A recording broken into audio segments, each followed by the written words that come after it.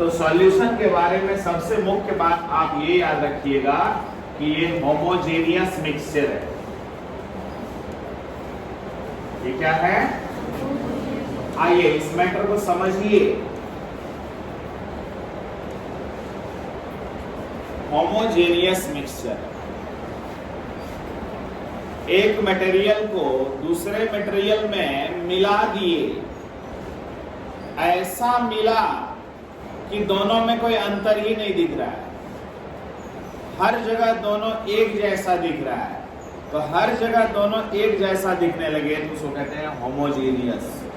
जैसे पानी में चीनी मिलाए, शरबत बना, तो क्या जब शरबत में पूरा चीनी घुल गया, शरबत बन गया, तो क्या आपको चीनी अलग दिख रहा है, पानी अलग दिख रहा है? मतलब समझिए, हर जगह एक जैसा दिख रहा है। चम्मच से चखा जाए, मीठा लगा, वही सेम सॉल्यूशन को प्लास्टिक के ग्लास में ले लिया जाए, नीचे से पिन मार के छेद कर दिया जाए, वहां से एक बूंद चखा जाए, क्या वो भी उतना ही मीठा लगेगा ना? ऊपर से जितना मीठा लगा नीचे से भी उतना ही मीठा लगा। सेंस क्या हुआ कि कंपोजिशन एक जैसा हो गया। और जब कंपोजिशन एक जैसा हो जाए तो उसे क्या कहते हैं? पहले होमोजेनियस क्लियर हुआ? हम बार बार समझा रहे हैं। होमो माने सेम, जीनियस माने composition, same composition, same constituent, हर जगह एक जैसा देखने में लगे। तो जब हर जगह एक जैसा देखने में लगे तो इसे होमोजेनियस कहते हैं। बोलो याद है? ठीक है। अब मिक्सचर क्यों कहते हैं? क्योंकि दोनों को मिलाए हैं, दोनों में रिएक्शन नहीं करवाए, दोनों को फिजिकली मिलाए हैं, दोनों में केमिकल रिएक्शन नहीं करवाए हैं, मतलब दोनों को नया प्रोडक्ट नहीं बनने दे रहे हैं, दोनों अपना अपना मटेरियल पहले जैसा ही वहां है। अगर दोनों मिलके कुछ नया बन जाता तो उसको कहते हैं केमिकल रिएक्शन हो गया। यहाँ हम केमिकल रिएक्शन नहीं करवा रहे हैं। बोलो कॉन्सेप्ट क्लियर है? जितने बच्चे को सिखा रहे हैं सब बच्चे संतुष्ट हो रहे हो ना? यहाँ रिएक्शन नहीं होना है, यहाँ मिक्स होना है, दोनों को आपस में मिला जुला रहना है, एक जैसा रेशियो में रहना है। बोलो याद है? ठीक है। अब सुनो मेरे स्टूडेंट, तो सॉल्यूशन में जो आप बोले सर, तो यह सॉल्यूशन जो है जिसके बारे में तुम हल्का सा नॉलेज रखोगे, आप जानते हो कि ए हम लोग यहाँ बोल देंगे सॉल्वेंट को एंड बी बोल देंगे सॉल्यूट को। सुनोगे? कहोगे इसको भी तोड़ के समझा दिया। ए सॉल्वेंट को बोले और बी सॉल्यूट को। कहोगे इसका क्या अर्थ हुआ सर? इसका ये अर्थ हुआ, मान लो एक बोतल है, उस बोतल में ए, बात समझना, तो यानी वहां ओनली ए है, ओनली ए है, ओनली ए है, ओनली ए है, ओनली ए है, ओनली ए है, ओनली ए है, ओनली ए है, तो यानी क्या है वो? Pure solvent. बोलो क्लियर हुआ?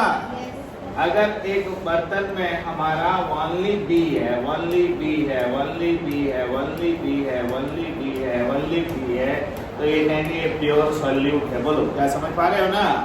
तो वो प्योर सॉल्वेंट है और ये क्या है?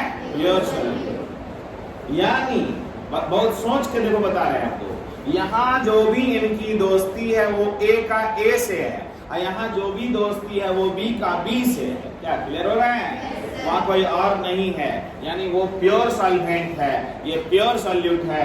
लेकिन दोनों को जब मिलाएंगे और मिक्सचर तैयार करेंगे, सॉल्यूशन तैयार करेंगे, तो वहाँ ए बी है, बी बी है, ए बी है, बी बी है, ए बी है, बी है, ए है, बी है, ए है, बी है, ए है, बी है। बोलो कहानी समझ में आया? यानी बताओ मेरे स्टूडेंट, ये सॉल्यूशन हो गया। बताओ आज की बात, वहाँ इंटरेक्शन किसके बीच था? ए का ए के बीच में था। बोलो समझ रहे हो ना? यानी वो पानी था, तो वहाँ पानी तो पानी पानी पानी पानी पानी पानी पानी पानी पानी सब पानी, यानी वो क्या है? यहाँ चीनी, तो चीनी चीनी चीनी चीनी चीनी चीनी चीनी चीनी चीनी चीनी चीनी चीनी चीनी ओनली चीनी, यानी वो क्या है? Pure solute. क्या क्लियर है? और बनाए शरबत, तो पानी चीनी पानी चीनी पानी चीनी पानी चीनी। लेकिन समझ पा रहे हो? तो बताओ वहाँ इंटरेक्शन किनके किनके बीच था? ए का ए के बीच था। यहाँ इंटरेक्शन किनके? Clear concept? और यहाँ इंटरेक्शन कॉन्सेप्ट क्लियर है? यानी सॉल्यूशन है, सब एक जैसा देखने में लग रहा है, इसलिए इसका नाम है होमोजेनियस। बोलो होमोजेनियस के बोले समझ में आ रहा है? अरे जल्दी करो, पिक्चर से तो क्लियर करते चलो। हाँ, इंटरेस्ट लगाए रहना। ए सॉल्वेंट को बोल दिए, बी सॉल्यूट को बोल दिए एंड ए बी सॉल्यूशन को बोल दिए। मेहनत करो।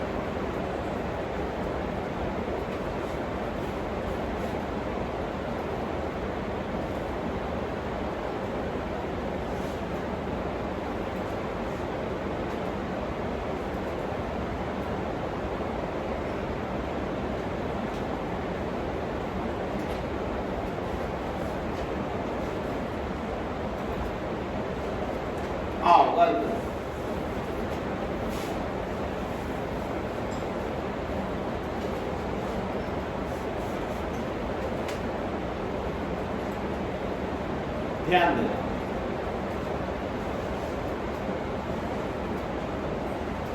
तो मन में एक बात उठा कि सर हम सॉल्वेंट और सॉल्यूट की जांच कैसे करें, कौन सॉल्वेंट है कौन सॉल्यूट है, ये हम कैसे पहचानें?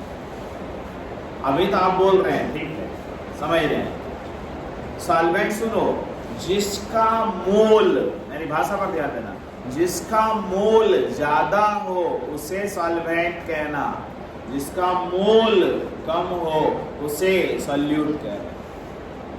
तो इस बात को क्लियर करिए, एकदम राफ साफ होना चाहिए। मोल मीन्स अमाउंट, ठीक है ना। मोल निकालेंगे दोनों का, ए का अलग मोल निकालेंगे, बी का अलग मोल निकालेंगे, और जिसका मोल ज्यादा होगा उसको कहेंगे सॉल्वेंट, और जिसका मोल कम होगा उसे कह देंगे सॉल्यूट। क्या क्लियर है? तो इसको समझाइएगा अभी और बढ़िया से। पहले बोल मेरे स्टूडेंट, इसका मतलब solute gets dissolved in solvent. मेरी भाषा पर ध्यान दो, विज्ञान पर। Solute gets dissolved in solvent, यानी सॉल्वेंट की मात्रा ज्यादा है। सुन पाया? मेरे लैंग्वेज पर ध्यान देना, क्योंकि ये साइंस का ऐसा लैंग्वेज है उलझाना चाहता है। मैं बहुत सिंपल बोलना चाह रहा हूं। Solute gets dissolved in solvent, ऐसा क्यों बोल रहे हैं? सॉल्वेंट कह रहा है हम ज्यादा है, और सॉल्यूट कह रहा है कम हो, कि तुम घुल रहे हो मेरे में, मैं मालिक हूं, मैं ज्यादा मालिक बनना चाह रहा हूं। कौन बोल रहा है? सॉल्यूट। और सॉल्यूट को कह रहा है तुम घुलो। आगे जो सीन आएगा तो मजा आएगा, देखते चलना, ठीक है ना। तो जिसका मोल ज्यादा हो उसे क्या कह देना, और जिसका मोल कम हो उसे सॉल्यूट। यानी सॉल्यूट घुलता है किसमें? यहाँ तक क्लियर है? इसी को इंग्लिश में बोलते हैं solute gets dissolved in solvent. लेकिन क्यों इतना सर बोले हैं, तोड़ के देखना, बहुत स्पष्ट मीनिंग आएगा। पहले 3 को डिफिनेशन लिख दो, छोटा छोटा। आप छोटा छोटा 3 को डिफिनेशन देना होगा, सॉल्यूट का डिफिनेशन देना होगा, है ना। हाँ, द मटेरियल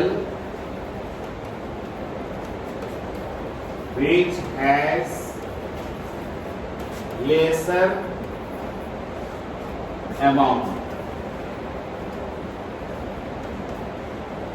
lesser amount यानी lesser moles,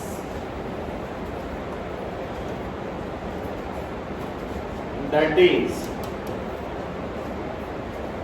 जिसका मात्रा कम है, जिसका मोल कम है, that is which is dissolved in solvent to form solution। सब छोटा बात है, समझे, लेकिन तुमसे कोई पूछ देगा तो उस समय तुम्हारे लिए बड़ा हो जाता है। देखो कितना सिंपल वे में लिखे हैं कि वन मटेरियल जिसका मात्रा कम है, राफ साफ कर दिया है ना, लेसर मोल्स। आगे लिखे that is which is dissolved, in solvent to form solution, यानी उसको सॉल्वेंट में घुलना होगा और सॉल्यूशन बनना होगा। बोलो क्लियर नहीं आता है ना। अब फिर कहेगा सॉल्वेंट, हाँ तो सॉल्यूट को याद रखना पूरे चैप्टर में 2 साल तक ये बी नाम से जाना जाएगा। बी क्लियर कर दिया पहले ही, पूरा एनसीईआरटी ने इसको बी बोला है, सॉल्वेंट को ए। क्लियर हो गया ना। इससे 2 साल में तुमको झंझट नहीं होगा, कम मात्रा वाले को बी, ज्यादा मात्रा वाले को ए। क्लियर हो गया। आओ यहां लिख, the material which has more amount, more moles present in solution, present in solution, that is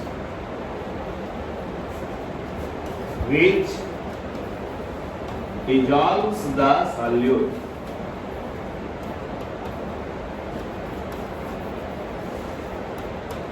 which dissolves the solute। कितना सिंपल लैंग्वेज लिख रहे हैं कि जो घोलता है, तो जो घोलता है उसे सॉल्वेंट कहते हैं, और जो घुलता है उसे सॉल्यूट। क्या मेरी भाषा क्लियर हुई? जो घोलता है वो कौन है? सॉल्वेंट। और जो घुलता है, क्लियर हो गया? मतलब क्लियर होना चाहिए। आगे बढ़ते, मजा आएगा। हो गया यहाँ तक? ठीक है सर। तो प्योर सॉल्यूट किसको बोले सर?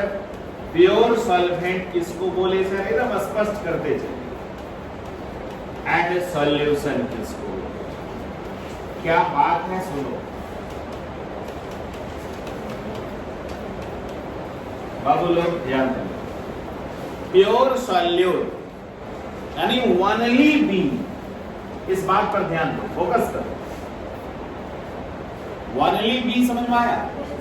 वहां इंटरेक्शन किसके किसके बीच हो रहा है? सही मीनिंग हुआ। वहां और कुछ नहीं है, ज्यादा सोचना ही नहीं है, क्योंकि अभी आप पढ़ रहे हो, बहुत मजा आ रहा है। ऑब्जेक्टिव में पूछ देंगे ऐसा क्वेश्चन, कंफ्यूजन में आ जाएगा, तो एकदम क्लियर रहना चाहिए। ठीक है ना। तो प्योर सॉल्यूट किसको बोले? यानी वहां इंटरेक्शन किसके बीच है? हाँ, B has interaction with B.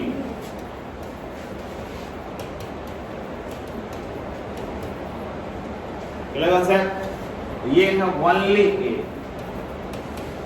That is A has interaction with A. Solution है A and B, that is interaction occurs between A and B। बोलो ठीक है। Pure solute, pure solvent and solution, मतलब देखना कितना क्लियर होगा। आप enjoy करो।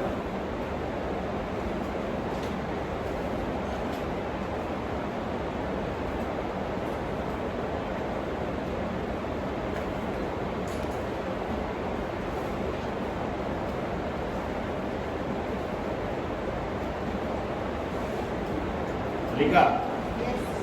तो सॉल्यूट, सॉल्वेंट, सॉल्यूशन, यहाँ तक ठीक है? अब देखना और आनंद लेते चलो, टॉपिक में एंजॉय करो। अब था सर, एक बात समझेंगे sir, 90 gram glucose is dissolved in 90 gram water. बाबू लोग देखो कितना मस्त क्वेश्चन दिए हैं, ताकि तुमको बहुत कुछ यहाँ समझ में आ जाए। 90 ग्राम ग्लूकोज को 90 ग्राम पानी में घोले, क्या यहाँ तो ठीक है? दोनों का 90 ग्राम लिए हैं सर। सब भाई रहना, मेरे साथ रहना। तो जब दोनों का 90 ग्राम लिए हैं सर, ग्लूकोज का फॉर्मूला याद है कि नहीं, भूल गए हो? याद है ना? सुनते जाना। बात ये तो पानी है। एक बात और सुनो, इसका मॉलिक्यूलर वेट 180 होता है, याद है? 12 छके 72 और 12 84 और 16 छके 96, 180। बोलो, याद करो। इसका मॉलिक्यूलर वेट कितना है? इसका मॉलिक्यूलर वेट 16 और 2 18। बोलना बच्चा लोग थोड़ा सा हमको, अभी बोलना बाबू, यहाँ सुनते रहो। ग्लूकोज का मॉलिक्यूलर वेट, पानी का मॉलिक्यूलर वेट, कॉन्सेप्ट क्लियर? अब मोल मतलब होता है वेट बटा मॉलिक्यूलर वेट। सुनते जाना, वेट बटा मॉलिक्यूलर वेट, ठीक है? मोल का मतलब वेट बटा मॉलिक्यूलर वेट। वेट कितना ग्राम? Molecular weight 0.5। बोलो, क्लियर है? बोलो, उसका मोल कितना निकला? इसका मोल वेट बटा मॉलिक्यूलर वेट, वेट बटा मॉलिक्यूलर वेट। बोलते चलना, 90 बटा 18 कितना आया? 5 मोल। बोलो, इसका मोल कितना है? उसका मोल, दोनों का 90 ग्राम लिए थे ना? दोनों का 90 ग्राम लिए थे, लेकिन इसका मोल कितना आया? और इसका मोल कितना आया? ये सॉल्यूट हो जाएगा, वो सॉल्वेंट हो जाएगा। समझ में आया? जिसका मोल ज्यादा रहे उसे सॉल्वेंट कहते हैं, जिसका मोल कम रहे उसे कॉन्सेप्ट क्लियर हुआ? कर लो, दिमाग खोलो, मजा आएगा टॉपिक में।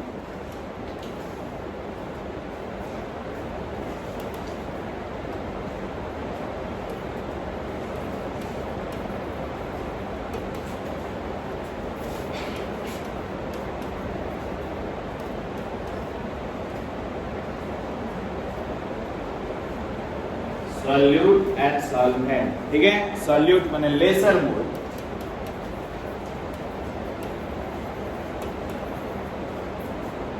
ग्रेटर मोल।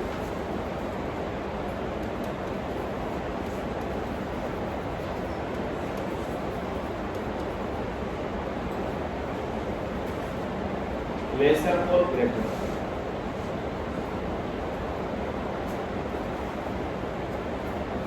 तो सॉल्यूट और सॉल्वेंट समझ में आना चाहिए पहले।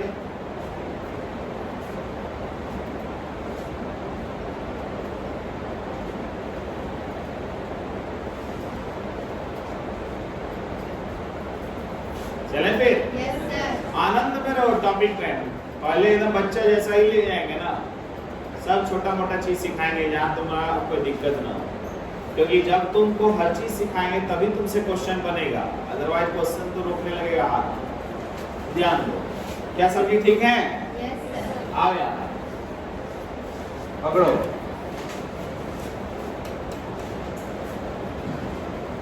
एक 156 ग्राम बेंजीन C6H6, ठीक है? ध्यान देना।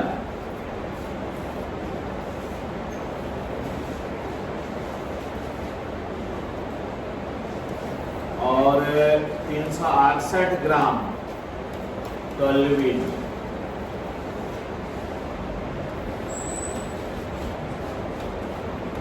बताओ कौन सॉल्यूट है कौन सॉल्वेंट है?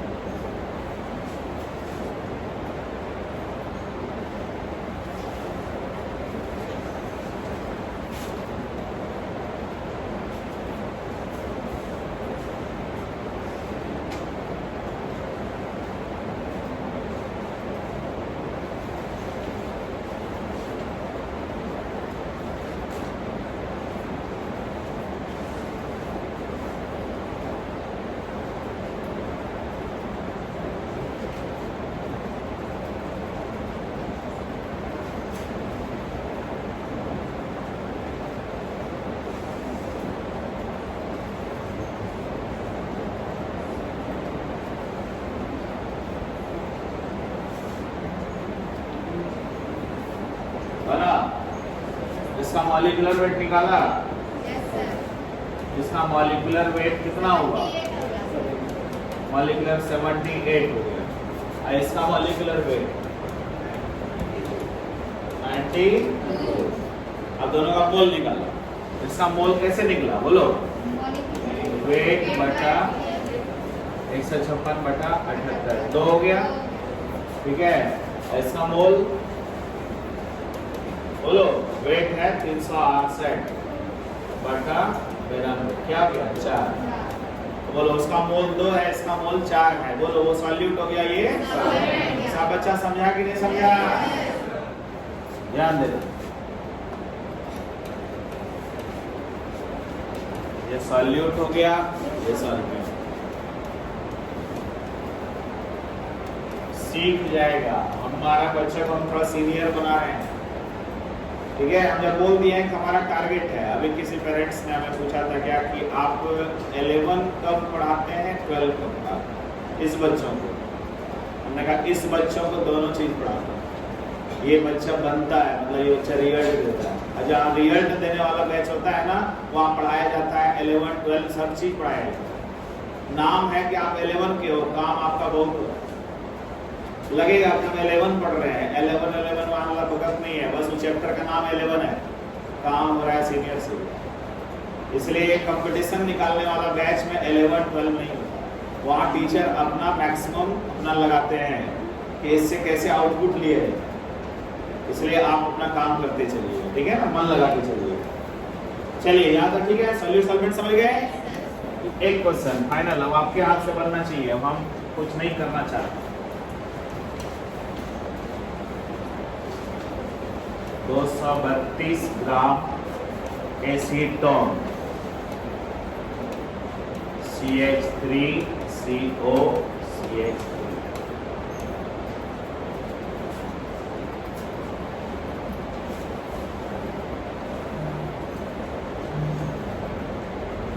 308 ग्राम कार्बन टेट्राक्लोराइड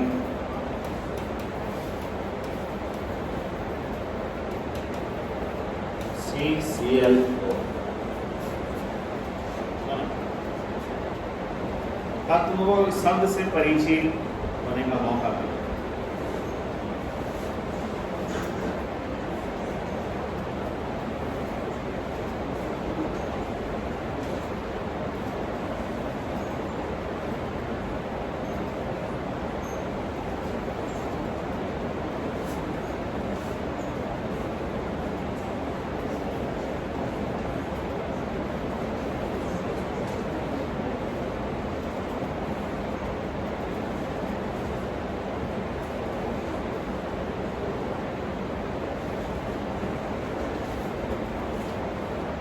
बन गया होगा, नहीं बना क्या?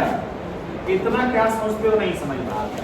इसका मॉलिक्यूलर वेट निकाला 12 3 15 12 3 15 15 15 30 और 28 58 हुआ कि नहीं? तो इसका मोल कितना होगा?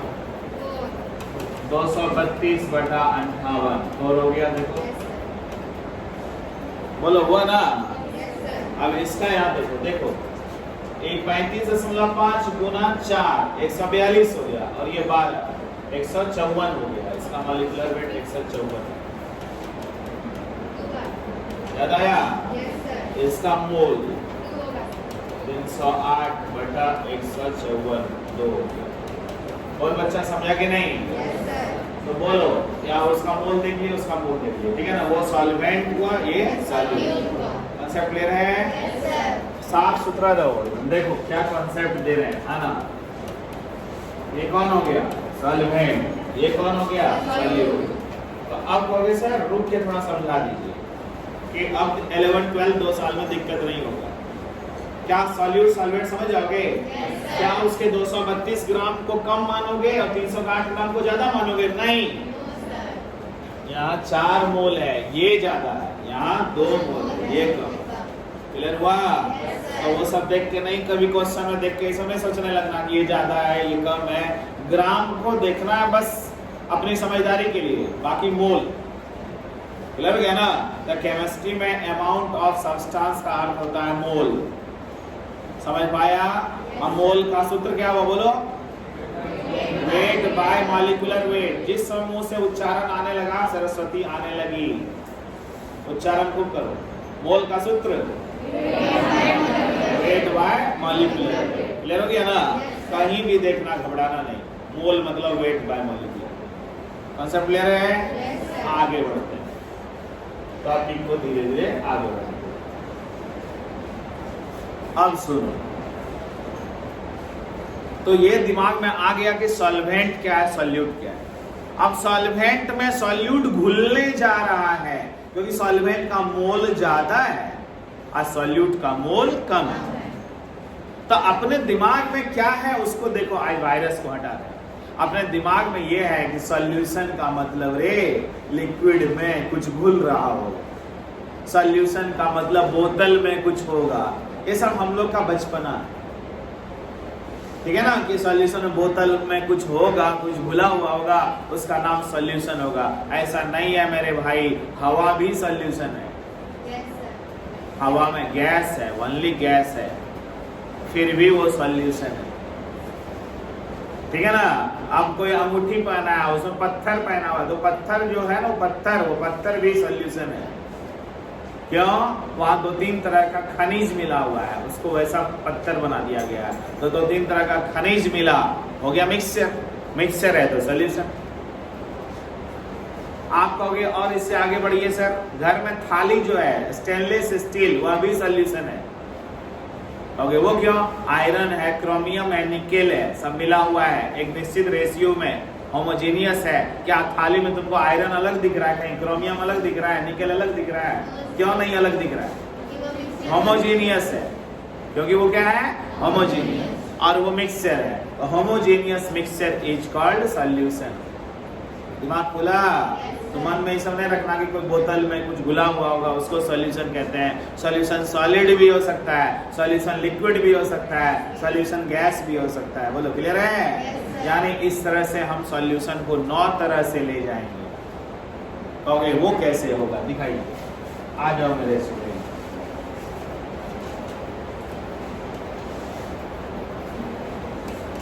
Solution is of 9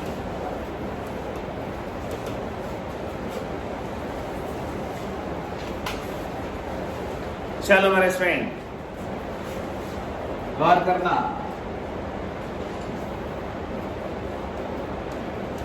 solvent, solute, exam. गौर करना बाबू।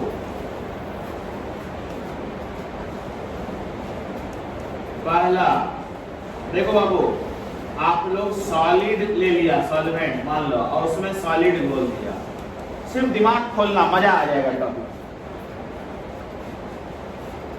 क्या किए हैं बस उसको सुलझाते चलिए। बाबू याद दे, सॉलिड सॉल्वेंट है और सॉलिड सॉल्यूट है। एक बात क्लियर करो, सॉल्वेंट बने ज्यादा मात्रा, सॉल्यूट बने कम मात्रा। Clear concept? यानी एक ज्यादा और एक कम है। तो एग्जाम्पल दीजिए सर, एग्जाम्पल दीजिए सर। एग्जाम्पल वही जो हमने बोला, alloy, stainless steel. Stainless steel, stainless steel में आयरन जितना होता है उतना क्रोमियम और निकेल नहीं होता है, तो उसमें सबसे ज्यादा आयरन ही होता है। बोल मेरे स्टूडेंट, सबसे पहले एकदम सिंपल सीधी आपको सॉलिड को सॉलिड में घोल दिया, ठीक है ना, सॉलिड को सॉलिड में घोल दिया, ठीक है ना। तो बहुत अच्छा स्मार्ट एग्जांपल आया है। मैं आपको दूसरा एग्जांपल यहां दे रहा हूं। प्लीज बाबू, सॉलिड ज्यादा है, लिक्विड कम है, कहेगा ऐसा उदाहरण दीजिए तो सर।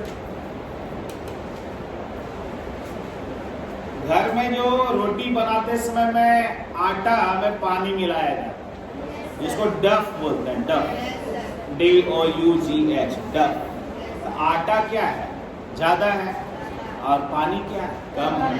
आटा ज्यादा है, पानी कम है ना। तो ज्यादा एंड कम वाली कहानी हो गई। क्लियर है? तो ये हमारा एग्जांपल जो है डफ, ठीक है, ध्यान देते चलो, एंजॉय करना। तो अगर तीसरा सर,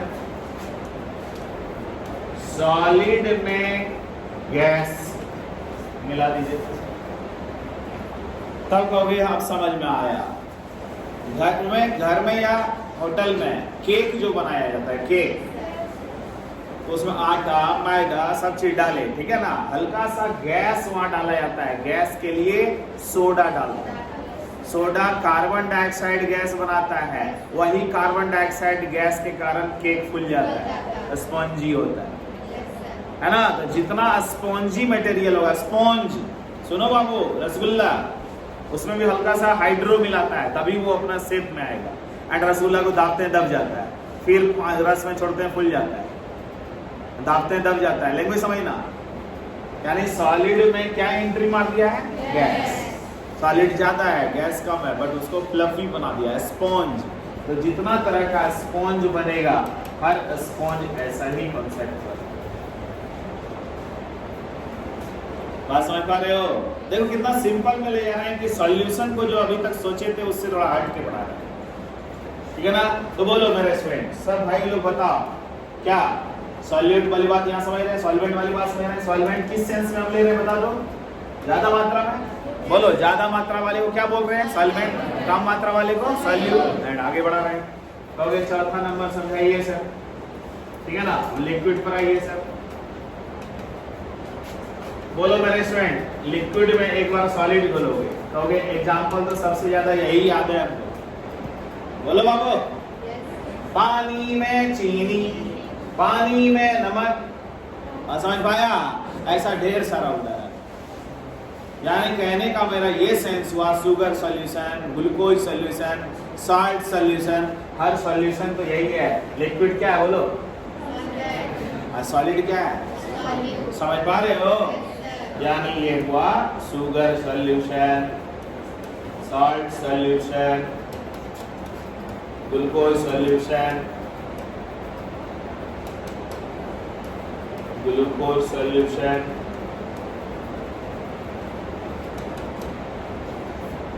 क्या लिक्विड इन लिक्विड की कहानी समझे? लिक्विड में सॉलिड। अब liquid in liquid, Babu liquid को लिक्विड बोलो। और कफ सिरप, याद करो कफ सिरप, कफ सिरप में ढेर सारे लिक्विड मिला हुआ होता है, याद आया? आपका जूस, बहुत तरह का जूस तैयार करता है, जूस में भी लिक्विड लिक्विड में घुला है। बोलो लिक्विड लिक्विड में घुला हुआ है, तो वो हमारा हो गया है सर, ठीक है ना। अब क्या लिक्विड में जब गैस घुला रहे सर,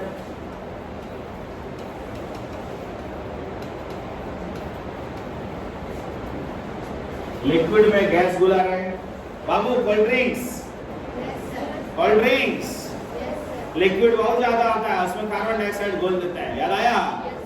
ढकार मारता है जोर से, ढकार जो मारा जोर से क्या था, लिक्विड में क्या घुला हुआ था? हाँ, सोडा वाटर। यानी टोटल सोडा वाटर जो हो गया हमारा, सारा उसी में आ गया। सोडा वाटर में टोटल कॉन्सेप्ट आ गया ना, कोल्ड ड्रिंक्स वगैरह सब, कोल्ड ड्रिंक्स सॉफ्ट ड्रिंक्स सारा चीज आ गया सोडा वाटर, ठीक है ना। यानी हमारा गैसियस स्टेट घुला हुआ है, इसमें लिक्विड में। अब मैं पूछता हूँ, बार बार तुमसे पूछ रहा हूँ, सॉल्वेंट क्यों यहाँ लिख रहे हैं? ये बात एकदम क्लियर होना चाहिए, ठीक है ना। एंड लिक्विड कम, ए मैंने ये सॉल्यूट कम, क्लियर हो गया। अब आया थर्ड, अब क्या बोलो, अब कौन सा स्टेज आ रहा है? यानी तू समझ गया कहानी, ठीक है ना। सातवां गैस, क्लियर है? गैस में किसको बोल रहे हैं? गैस में सॉलिड को बोल रहे हैं बाबू। गैस ज्यादा है, सॉलिड कम है, तो क्या है सर ये? प्रदूषण, एरोसोल। एरोसोल यानी pollutants in air, pollutants in air. गाड़ी में 10 का एक्सीलेटर दे दिए, बहुत पीछे से काला धुआं निकला, तो सॉलिड है वो, तो धुआं को नहीं समझो गैस। बहुत सारा उसमें डीजल पेट्रोल वाला मटेरियल है, और जाके किसी के फेफड़े में गया, कस के वो जमा होने लगा, ठीक है ना। तो एरोसोल मतलब पॉल्यूटेंट है, प्रदूषक। किसमें डाले? हवा में। तो प्रदूषक जो है वो हवा में गया, यानी सॉलिड कहाँ गया? तो सॉलिड क्या था? सॉल्यूट। और गैस क्या था? सॉल्वेंट। क्लियर हो रहा है ना? आओ 8वां नंबर, गैस में लिक्विड घोल, ठीक है। गौर करना मेरा स्टूडेंट, प्लीज ध्यान दो।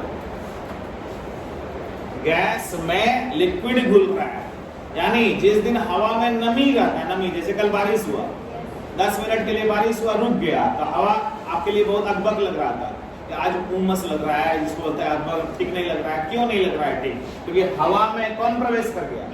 Liquid, water droplets. सांस लेंगे बड़ा कष्ट होगा, कपड़ा सूख नहीं रहा है, कपड़ा सूखेगा कैसे? इवेपोरेशन होगा कैसे? क्योंकि उसमें पानी एंट्री मार दिया हवा में, तो हवा में पानी एंट्री मारा तो अब जल्दी कपड़ा सूखेगा नहीं। उसको जब तक पंखा के नीचे नहीं रखेंगे वो कपड़ा सूखेगा नहीं, क्योंकि बाहर में इवेपोरेशन होने का चांस खत्म होने लगा, क्योंकि ह्यूमिड ज्यादा हो गया। ह्यूमिड एयर, बोलो ह्यूमिड एयर। लेकिन समझ पा रहे हो ना? नेक्स्ट है हमारा 9 नंबर। 9 गैस में गैस। एग्जाम्पल कौन है? एयर, सबसे बढ़िया एग्जाम्पल एयर। याद करिए 78% नाइट्रोजन, याद आया? 21% ऑक्सीजन। तो जिसका मात्रा जितना कमते जाएगा वो सॉल्यूट होते जा रहा है, एंड जो बढ़ते जा रहा है वो क्या है? सॉल्वेंट होते जा रहा है। मैं पूछता हूँ मेरे स्टूडेंट, जवाब दो। ये कौन था?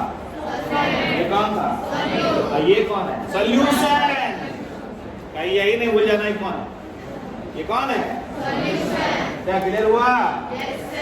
तुम लोग हम डरे कहीं बच्चा मेरा गड़बड़ा ना दो, कल पूछे इसको जवाब नहीं दे।